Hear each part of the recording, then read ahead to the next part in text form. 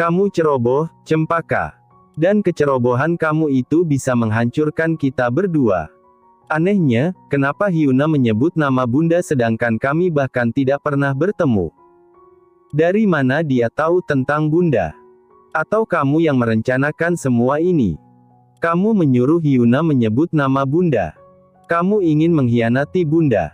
Cempaka tersentak mendengar tuduhan itu. Mengkhianati? Kenapa Bunda bicara begitu? Aku tidak mungkin melakukan itu. Lalu dari mana Hyuna tahu tentang Bunda? Bahkan saat terdesak, dia menyebut nama Bunda. Bukan namamu. Aku juga tidak tahu soal itu, Bunda. Jujur, beberapa kali aku memang menyebut nama Bunda saat berdiskusi dengan Hyuna. Tapi aku yakin bukan tanpa alasan Hyuna menyebut nama Bunda. Tidak mungkin dia berkhianat. Dia pengkhianat. Kamu masih mau menutup mata juga. Jelas-jelas Hyuna membahayakan posisi Bunda. Gara-gara penggakuan Hyuna itu, kemarahan Prayoga semakin besar. Dia pasti akan semakin ketat mengawasi gerak-gerik Bunda. Bunda, mungkin itu salah satu cara Hyuna melindungi kita berdua. Seandainya Hyuna menyebut namaku, aku pasti langsung ketahuan. Karena namaku sangat jarang dipakai. Sedangkan nama Bunda lebih umum. Bunda juga orang kepercayaan Tante Natasha. Tidak akan ada yang curiga. Luciana melengos. Hatinya kesal sekali sekarang. Rasanya ingin mencari perempuan yang bernama Hyuna dan mencabik-cabik mulutnya. Berani sekali mulut kotornya itu menyebut nama Luciana. Tapi kenapa dari sekian banyak nama, dia menyebut nama Luciana? Dia bisa menyebut nama Karissa, Putri, Hana, atau menyebut salah satu keluarga Erlangga sendiri seperti Nadira, Derek, atau siapapun, geram Luciana. Aku masih belum tahu alasan Hyuna menyebut nama Bunda. Tapi jika Hyuna menyebut nama salah anggota keluarga Erlangga, mereka pasti curiga Hyuna berbohong.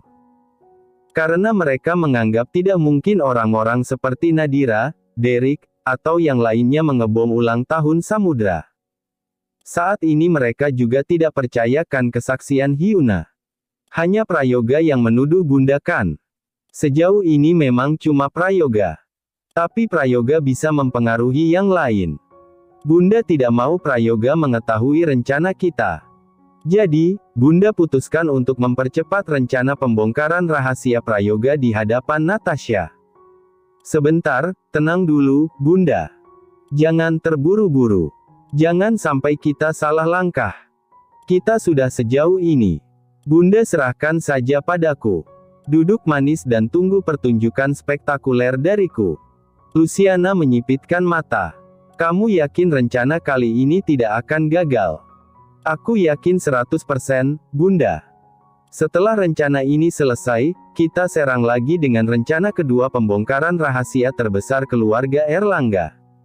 Rencana yang akan membungkam mulut Prayoga seumur hidup. Luciana mengangguk. Baik. Saya akan mencoba mempercayai kamu. Malam hari pukul 21. Setelah melakukan interogasi selama seharian penuh, Hiro membawa Hyuna pulang ke rumahnya. Sontak saja sikapnya membuat para pengawal yang lain terheran-heran. Kamu merasa ada yang aneh dengan sikap Pak Levi? Aku merasa bos sangat perhatian pada Hyuna. Apa di masa lalu mereka punya hubungan? Aku juga heran. Ini bukan pertama kalinya kita menawan musuh perempuan. Kamu ingat dulu kita pernah menawan model seksi yang luar biasa cantik. Tapi bos sama sekali tidak peduli. Justru menginterogasi dengan benda-benda tajam. Tapi dengan Hyuna, bos menggunakan metode hipnotis. Kedua bodyguard itu makan malam sambil membicarakan bos mereka yang sudah pulang beberapa menit yang lalu. Pulang membawa tawanan mereka. Bukan hanya mereka berdua. Semua bodyguard juga mempertanyakan hal yang sama. Tapi tidak ada yang berani bertanya langsung. Apa mungkin Hyuna itu mantannya Pak Levi? Bisa jadi. Wah, kalau benar-benar iya. Kamu bisa bayangin kan dilemanya bos? Iya sih. Kira sekarang pos lagi ngapain ya sama perempuan itu? Dua pengawal itu saling menyipitkan mata dan tersenyum geli. Pagi hari, Roger merasa ada yang aneh dengan istrinya. Sejak semalam, sikap Cempaka sangat dingin padanya. Bahkan menghindar saat Roger ingin memeluknya. Tumben, Cempaka bukan tipe perempuan yang suka ngambek. Rasa-rasanya ini pertama kalinya Cempaka merajuk. Semalam Roger sudah bertanya, ada apa? Tapi Cempaka bilang tidak apa-apa. Dan tidak apa-apanya perempuan itu mengandung sejuta makna. Sayang, aku ada salah apa? Pagi ini Roger membujuk lagi istrinya yang sedang memasak. Roger tidak mau masalah ini berlarut-larut. Nggak salah apa-apa. Kalau nggak salah apa-apa, kenapa kamu diam? Dian gimana? Sejak tadi aku menyahut setiap kamu bertanya. Iya sih kamu jawab terus. Tapi kamu judes. Nggak biasanya kamu kayak gini. Kalau aku ada salah, aku minta maaf. Kamu bahkan nggak tahu di mana letak kesalahan kamu dan kamu minta maaf. Permintaan maaf kamu itu bukan karena benar-benar menyesal tapi karena malas membujukku, iya kan? Aku ingin kamu menunjukkan kesalahanku supaya aku bisa belajar, memperbaiki kesalahanku dan nggak mengulanginya lagi. Bukan karena aku malas membujuk kamu, sayang. Ya ampun, kenapa kamu berpikir begitu? Roger mendekat dan memeluk Cempaka dari belakang. Aku ada salah apa? Kamu berbohong. Bohong. Roger mencoba mengingat-ingat kebohongan apa yang dia lakukan pada Cempaka. Tapi tidak ada. Roger nyaris tidak pernah berbohong. Soal Hyuna, lirih Cempaka. Hyuna, kamu berjanji akan memberitahuku proses perkembangan kasus Hyuna. Tapi sampai dia tertangkap, diinterogasi dan bersaksi, kamu tidak memberitahuku. Aku justru tahu dari Nadira. Kemarin dia cerita padaku. Ah, masalah itu. Aku lupa, sayang. Di kantor ada banyak pekerjaan. Selama beberapa hari ini aku fokus bekerja. Aku juga belum bertemu dengan Sagara lagi. Bahkan aku baru tahu dari kamu soal interogasi Hyuna. Cempaka diam. Menimang-nimang dalam hati. Ucapan Roger ini benar atau pura-pura? Selama ini Roger tidak pernah berbohong. Seandainya dia lupa memberitahu sesuatu, memang benar-benar lupa. Kali ini Cempaka harus mempercayainya atau mulai curiga. Sayang, katakan sesuatu. Apa yang kamu pikirkan sekarang? Kamu tidak sedang berpikir akan ngambek terus selama seminggu ke depan kan? Jangan please. Aku nggak bisa diabaikan gini. Aku akan melakukan apapun untuk mendapatkan maaf kamu. Kalau aku minta kamu loncat dari lantai 2, kamu bersedia. Dan kamu tega menyuruhku melakukan itu. Cempaka tersenyum, berhenti memotong sayuran, berbalik badan dan melingkarkan kedua tangannya di leher Roger. Sedangkan Roger meletakkan tangannya di pinggang samping istrinya. Aku butuh pembuktian. Baiklah, akan aku lakukan sekarang. Bercanda, Cempaka tersenyum dan mengecup bibir suaminya. Kalau kamu loncat, aku ikut juga. Aku loncat. Kamu loncat. Nanti Daisy juga ikut loncat. Bisa-bisa art kita heboh melihat sekeluarga loncat dari lantai 2. Cempaka tertawa. Kadang saat bergurau seperti ini, Cempaka tidak bisa membedakan antara tulus dan kepura-puraan.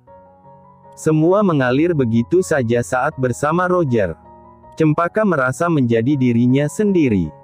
Selain itu yang paling menyentuh hati Cempaka, Roger menyayanginya dengan tulus. Cempaka bisa merasakannya dari tatapan mata dan sikapnya.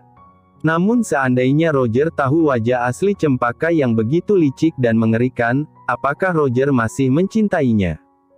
Sayang, lirih Cempaka. Seandainya aku penjahat kelas internasional. Seandainya kejahatanku melibatkan Daisy dan menyakitinya. Bagaimana responmu? Kamu masih memperlakukan selembut dan semanis ini? Masih mau bertemu denganku?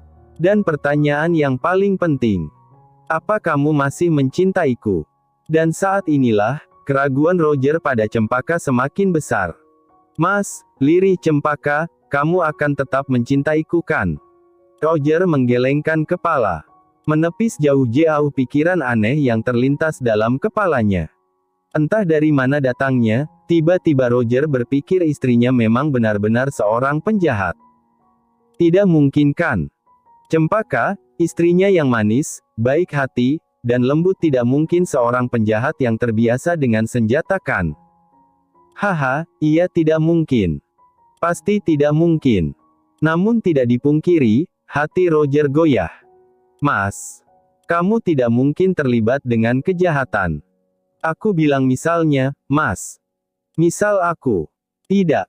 Roger menangkup pipi Cempaka, menatap lekat kedua bola mata cantiknya yang tampak gelisah. Meskipun hanya, misalnya, aku tidak sanggup membayangkan kamu menjadi penjahat yang memanfaatkan putra kita. Aku tahu kamu sangat baik. Sangat-sangat baik. Cempaka istriku yang aku kenal tidak mungkin tega menyakiti orang lain apalagi sampai menyakiti putrinya sendiri demi keberhasilan ide jahatnya. Kita akan selalu bersama selamanya. Aku tidak akan pernah meninggalkan kamu. Roger menarik istrinya dalam pelukan. Detik itu juga setetes air mata Cempaka mengalir. Melingkarkan kedua tangan ke belakang tubuh Roger, Cempaka membalas pelukannya. Kamu belum menjawab pertanyaanku, Mas, lirih Cempaka menahan isak. Pertanyaan apa? Kamu bukan seorang penjahat, jadi aku tidak perlu memberi jawaban apa-apa. Mulai sekarang jangan membuat andai-andai begitu. Aku tidak suka. Suka atau tidak suka, kenyataan istrimu ini adalah seorang penjahat, Mas. Aku penjahat yang memanfaatkan putrinya sendiri. Rumah Levi. Aku di mana? Saat membuka mata, Hyuna disambut dengan pemandangan yang asing tapi tampak familiar di sekelilingnya. Ini, ruangan ini. Sebuah kamar. Memposisikan diri duduk, Hyuna mengedarkan pandangan. Menatap setiap detail sudut kamar. Beberapa detik kemudian Hyuna teringat desain kamar ini. Persis sekali seperti desain kamar Levi. Apa benar ini kamar Levi atau hanya mirip? Levi. Menyibak selimut, Hyuna turun dari kasur. Iya, aku ingat 100% ini kamar Levi. Aku pernah ke sini 2 tahun yang lalu.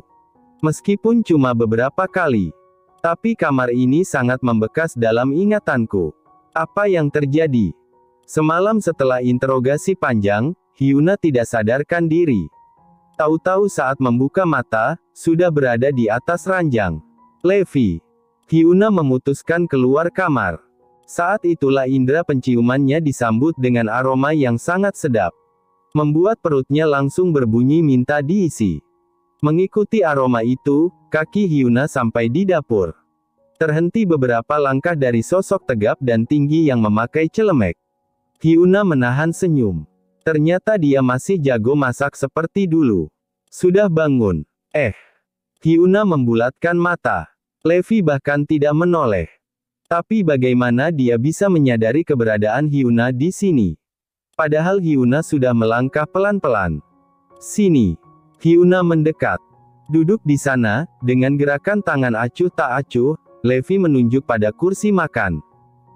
Karena sudah lapar, Hyuna menurut saja dan duduk di sana. Selesai masak, Levi meletakkan celemek di gantungan yang berada di dapur. Hyuna tidak sabar menunggu makanannya. Ini.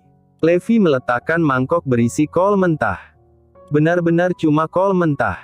Hyuna sampai mengangkat mangkok itu. Mungkin ada makanan lain tersembunyi di bawahnya. Dengan wajah cengok, Hyuna menatap Levi. Kenapa? Levi menahan senyum. Ini sarapan untukku. Sudah baik aku memberimu makan. Kenapa nggak sekalian campurin rumput atau daun? Kamu bisa ke belakang rumah. Ambil rumput sendiri. Masih fresh dari tanah. Levi kembali menuju ke dapur. Tepat saat berbalik badan, Hyuna membuat gerakan seperti menonjok-nonjoknya. Nyebelin. Namun karena lapar, Hyuna tidak punya pilihan lain selain makan sayuran ini. Bahkan tidak pantas disebut dengan sayuran. Karena benar-benar cuma kol. Saat semangkok kol itu nyaris habis, tiba-tiba Levi meletakkan sepiring nasi goreng di dekat mangkoknya. Wow, buat aku. Bukan. Hyuna segera menahan saat Levi ingin mengangkat piring itu. Makasih. Dengan cepat Hyuna menyendok nasi goreng itu sebelum Levi mengambilnya. Panas.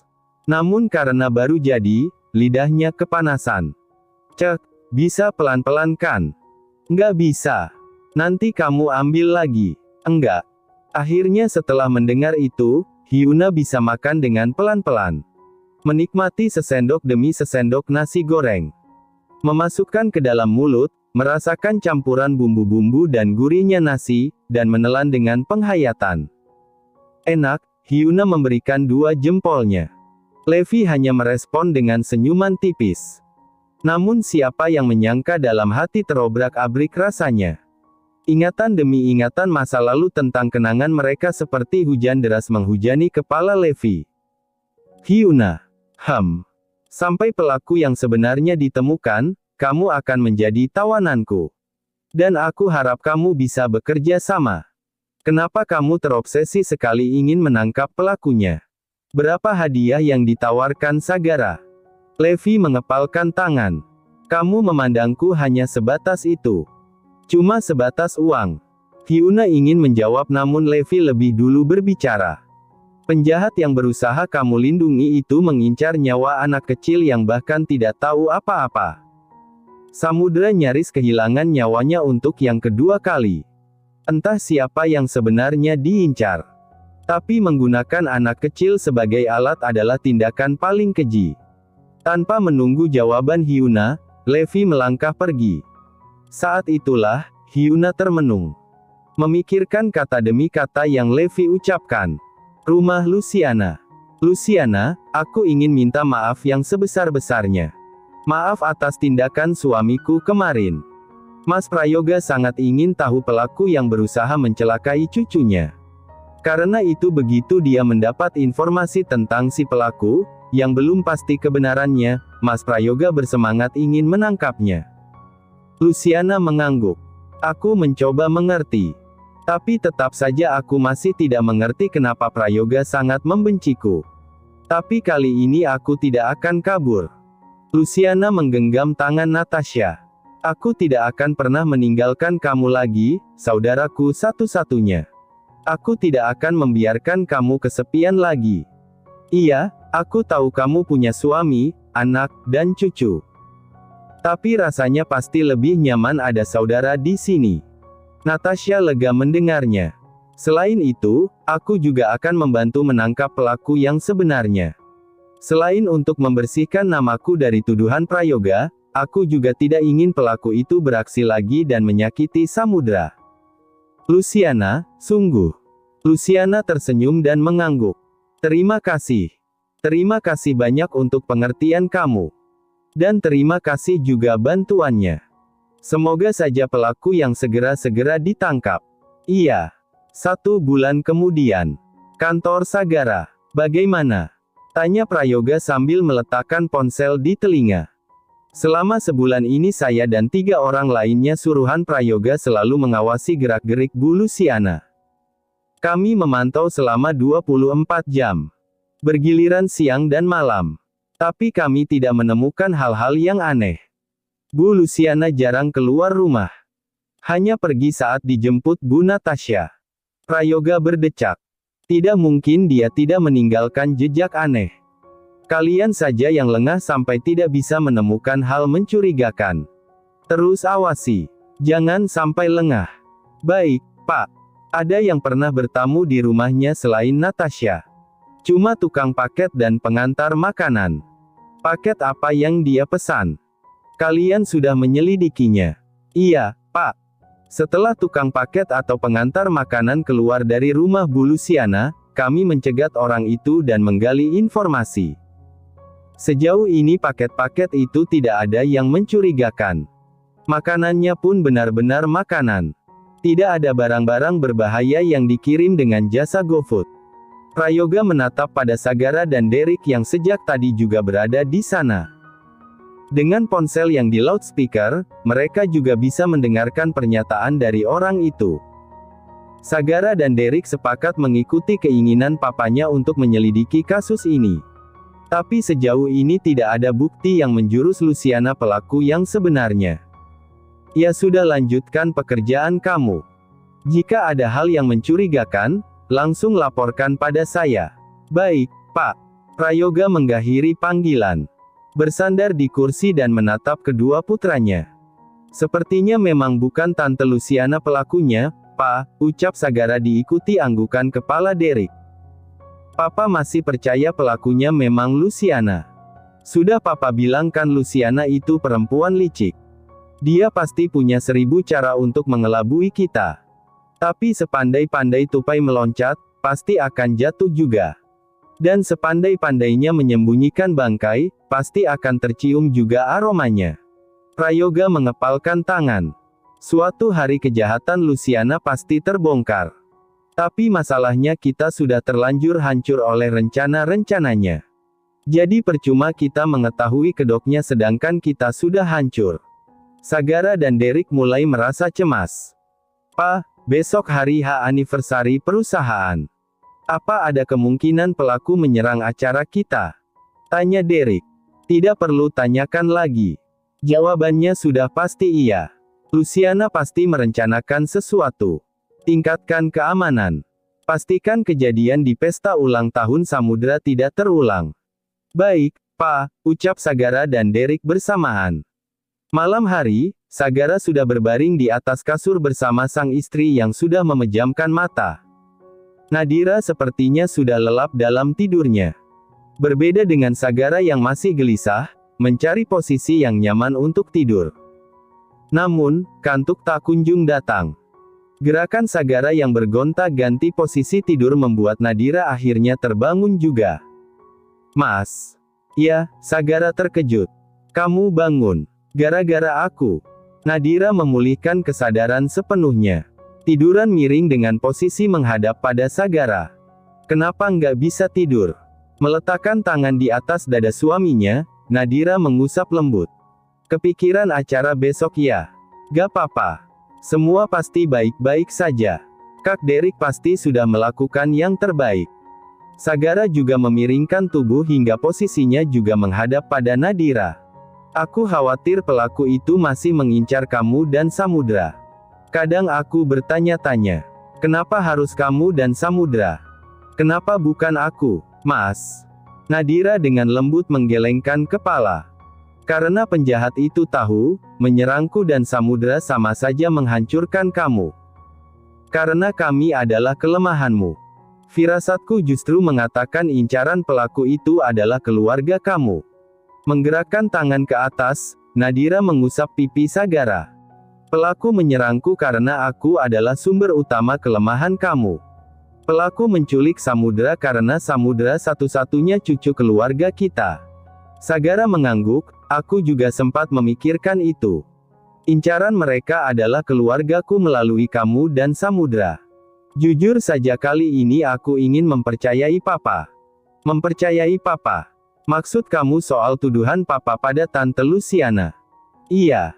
Sampai sekarang kami masih terus mengumpulkan bukti. Aku masih penasaran, Mas. Seandainya benar Tante Luciana pelaku yang sebenarnya. Untuk apa? Apa alasannya? Bukannya Mama Natasha satu-satunya keluarga yang beliau miliki. Kenapa beliau justru ingin menyakiti Mama? Papa pernah bilang Tante Luciana membenci Mama. Kenapa? Aku tidak tahu.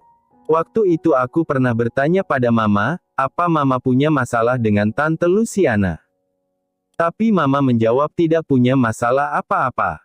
Atau mungkin gara-gara kejadian itu.